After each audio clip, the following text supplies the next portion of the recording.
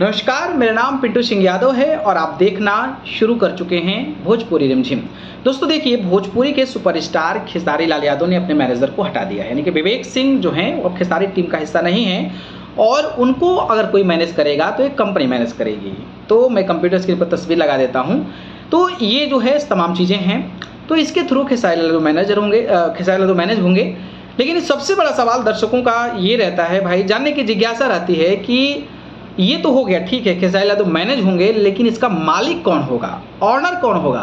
Who will be the owner of Bhojpuri celebrity management company? Who will manage Khesari Lal Yadav? कौन manage करेगा? इन तमाम चीज़ों का, तमाम सवालों का जवाब जो है मैं आपको इस वीडियो में देने वाला हूं। तो चलिए शुरू करते हैं। दोस्तों देखिए, पहले जो मैनेजमेंट होता था ना, उसमें आपको देखिए खेसारी यादव का एक कॉल रिकॉर्डिंग वायरल हुआ, तो आपने देखा होगा कि कॉल रिकॉर्डिंग में वो कह रहे थे कि जो भी हो रहा है लेन देन वो हमारे अकाउंट में होना चाहिए। समझ रहे हैं? वो बात ये कह रहे थे कि हमारे अकाउंट में होना चाहिए। इसका मतलब ये है कि खेसारी लाल यादव के जो प्रोजेक्ट्स होते थे, खेसारी लाल यादव के जो काम होते थे, उसका पैसा लेन देन किसी थर्ड पार्टी के थ्रू होता था। हो सकता है कि मैनेजर के थ्रू हो, मैनेजर के अकाउंट के थ्रू हो, या फिर किसी और के अकाउंट्स के थ्रू हो। तो खेसारी लाल यादव ये बात कह रहे थे। अब सवाल ये है कि जब मैनेजर हट गए हैं तो अब ये जो कंपनी से मैनेज होंगे भोजपुरी सेलिब्रिटी.com, तो इसमें जो है खेसारी यादव को मैनेज होगा, ब्रांडिंग्स मैनेज होगी, लाइव शोज मैनेज होंगे, सिनेमा वर्क्स मैनेज होंगे, elections works, content creation and brand partnership. तो ये सारी मैनेजमेंट होगी। तो आखिरकार इसका मालिक कौन है? तो देखिए, मैं दिल्ली में शो हुआ था खेसारी यादव जी का, तो खेसारी यादव जी के शो में मैंने भी गया हुआ था। तो मैंने वहाँ पर देखा कि खेसारी यादव जी के शो में जो लोग थे उनके, वो उन्हीं के साथ थे, करीबी जो थे, जैसे कि संजय यादव की बात कर लें, पंकज बिहारी की बात कर लें, जो विकास सिंह वीरप्पन की बात कर लें, तो ये तमाम जो लोग थे ना, वो टीम के ही मेंबर थे जो खेसारी यादव के इर्द गिर्द रह रहे थे।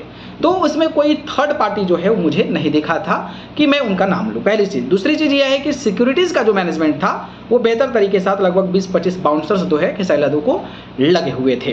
तो अब उसके बाद जो है शूटिंग भी खेसारी यादव की होनी थी, तो शूटिंग भी होनी थी, तो वो सेट जो है वो कंपनी के थ्रू लगता था। वीआर म्यूजिक के लिए शूट होना था, तो उसके लिए शूटिंग सेट थी। टुनटुन यादव की कंपनी के लिए शूटिंग होना था, तो टुनटुन यादव का पूरा मैनेजमेंट था।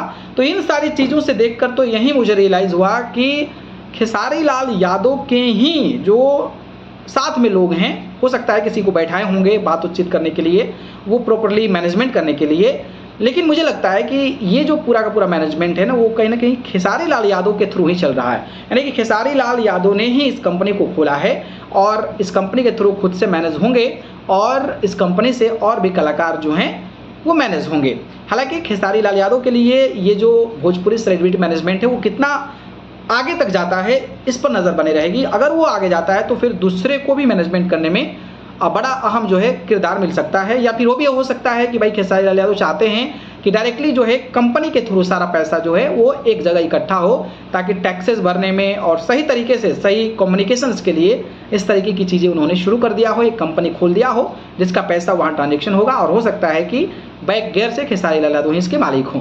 तो एक अपडेट था, हालांकि कंफर्म नहीं है कि कौन हुआ, लेकिन जिस तरीके की चीज़ें मैनेजमेंट मुझे समझ में आई उसके अनुसार मैं बात कर रहा हूँ। बाकी इस पर आप क्या सोचेंगे कमेंट बॉक्स में बताइए। धन्यवाद।